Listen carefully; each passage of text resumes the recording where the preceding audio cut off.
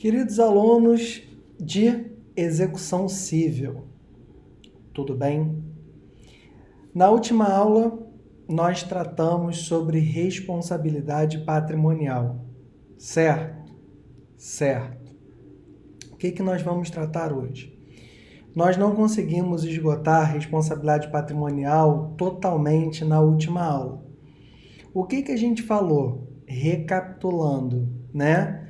O que é o crédito? Isso a gente já tinha falado em outros momentos, que é um dever onde o credor ele vai buscar com relação ao devedor aquele crédito. O devedor ele responde com o seu patrimônio, né? Então, tudo isso a gente viu na aula passada.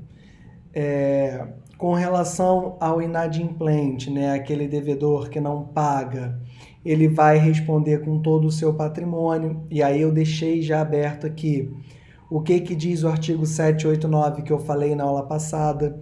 E eu peço desculpas para vocês, eu hoje não vou usar o quadrinho, porque o quadrinho ficou inutilizado depois de uma semana de aula. Ele é muito antigo, então ficou muito difícil de utilizar ele como eu gostaria de utilizar hoje. Então, a gente não vai de quadrinho, hoje a gente vai de bate-papo. Essa matéria, ela já está no sistema. Então, facilita para você que está assistindo essa aula o fato dela já estar lá e facilita também o fato de, estando lá, a gente consegue debater sobre essa temática específica. Então, qual é a ideia?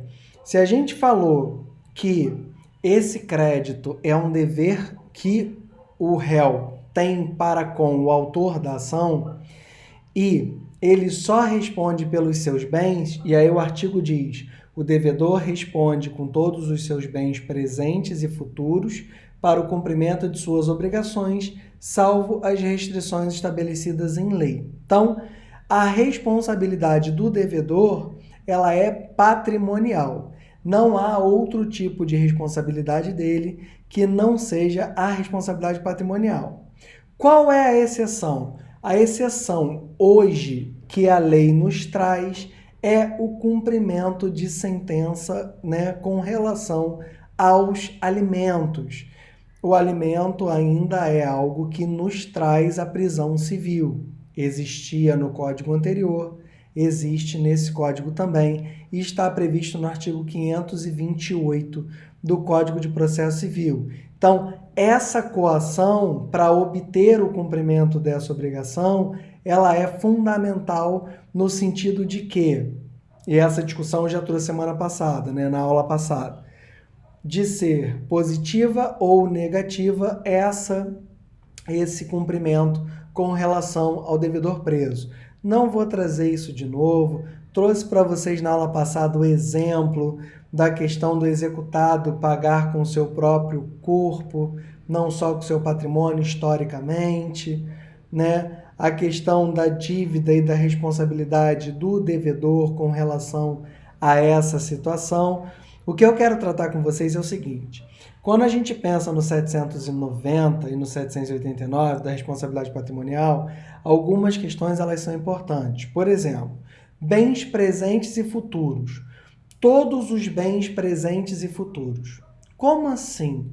São os bens que já existem no tempo da execução, ou seja, antes da distribuição da execução, mas não só esses. Todos os bens que o devedor ele venha a adquirir para o seu patrimônio posteriormente, eles vão ficar vinculados à responsabilidade de execução. Ou seja, o patrimônio do devedor ele é universal. Como assim? Tudo que for presente e futuro com relação à titularidade do devedor não tem relevância.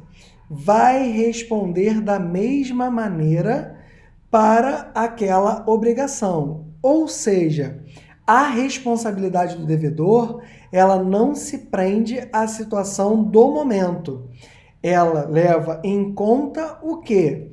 Tudo que ele tiver de bens durante aquele período, presente e futuros. É o que diz o nosso artigo 789. O que é excluído dessa responsabilidade patrimonial? Os bens previstos no artigo 833, que são empenhoráveis por motivos de ordem moral, religiosa, sentimental e etc. Então, esses bens, eles são excluídos. Agora, um outro ponto importante é com relação à EIRELI, Empresa Individual de Responsabilidade Limitada. Vocês vão estudar isso em direito de empresa, mas aqui é muito importante a gente tratar essas questões. Como é que esse tipo empresarial ele responde, né? Como é que isso acontece? Então, a pessoa física ela se dedica com relação a essa responsabilidade dos bens dessa empresa, e aí nessas obrigações contraídas em nome da empresa, ele vai responder o quê? Com os bens que integralizou o capital. Então, o capital da EIRELI é o que responde para as dívidas assumidas pela empresa individual de responsabilidade limitada.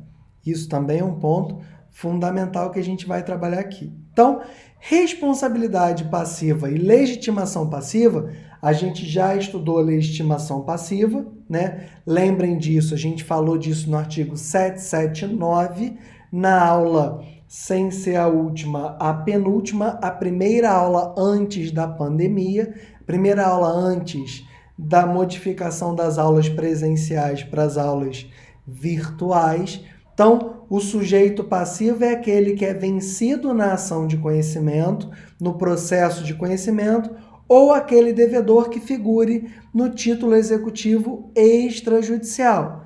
Primeiro ponto fundamental.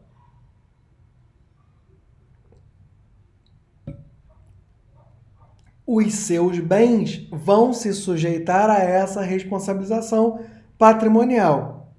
Também é outro tópico muito importante que a gente possa trabalhar aqui com vocês na aula, tá? Segundo ponto.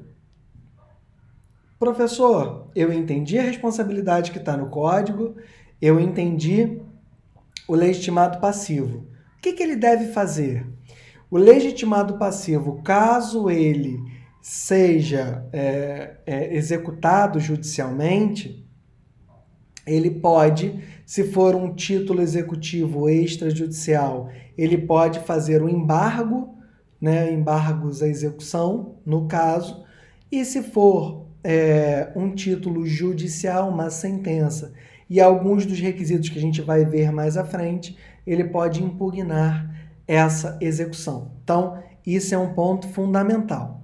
E aí vocês devem estar pensando assim, professor, bacana, já entendi tudo, mas quais são os outros bens que não os bens presentes e futuros podem estar sujeitos a essa execução? Perfeito.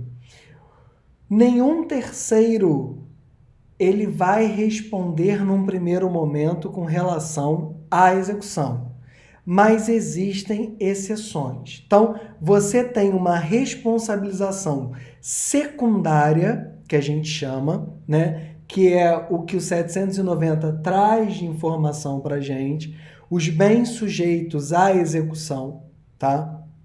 E aí ele qualifica essa execução como secundária, uma responsabilidade secundária. Então, essa conduta de terceiros, ela muitas das vezes pode levar esses bens que não seriam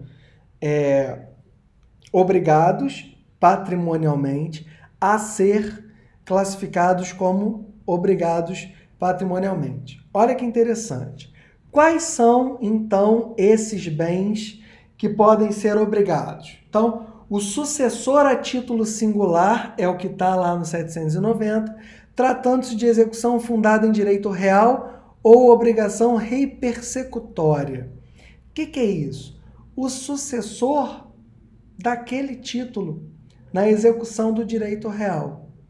O sócio, né, nos termos da lei, o devedor, ainda que em poder de terceiros, do cônjuge ou companheiro, nos casos em que seus bens próprios ou de sua meação respondem pela dívida.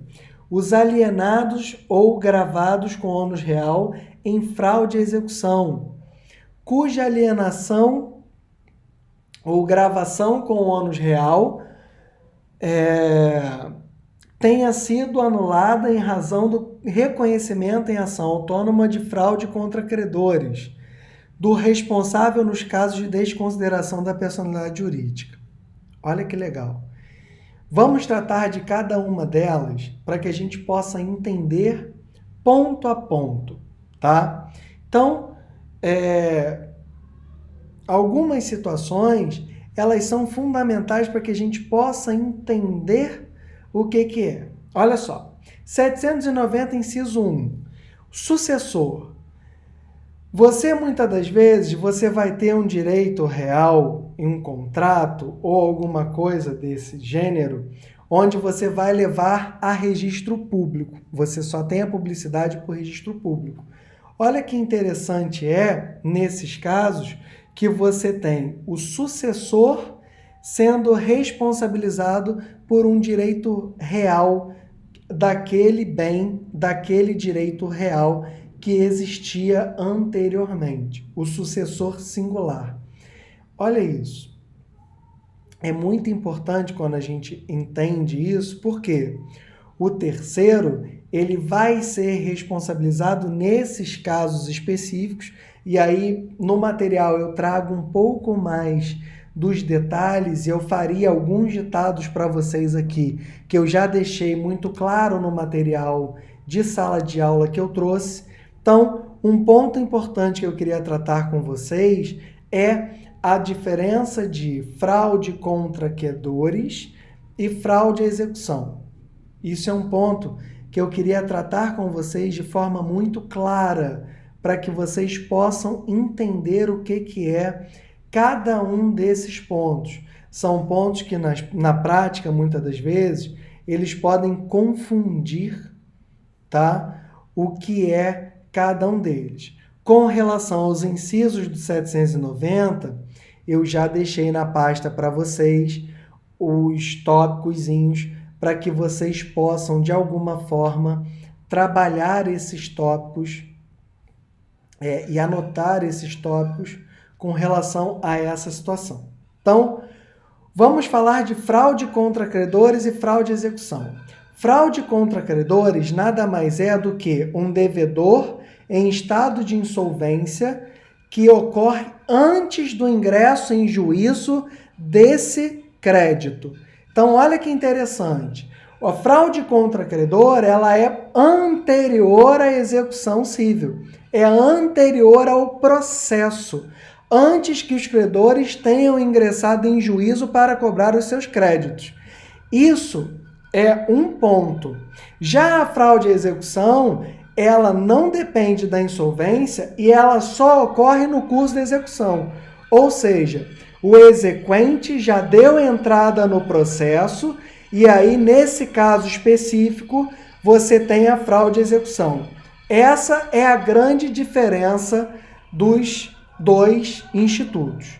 Meus amigos, vamos ficar por aqui e eu vou gravar a segunda parte da aula de segunda-feira falando um pouquinho de liquidação de sentença, que também é um tópico muito importante para execução civil, tá? Eu estou à disposição no e-mail, estou à disposição no WhatsApp para que a gente possa trocar qualquer dúvida, qualquer informação com relação a esse tópico. Então, até daqui a pouco.